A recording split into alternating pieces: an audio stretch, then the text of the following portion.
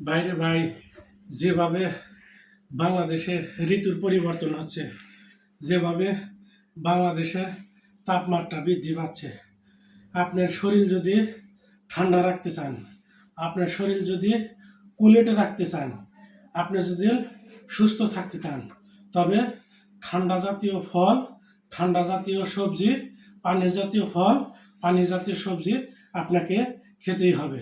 গতকালকে আমি একটা কদু খেয়েছি এবং লাউ, যাকে লাউ বলে, দেখুন আজকে কিনছি কি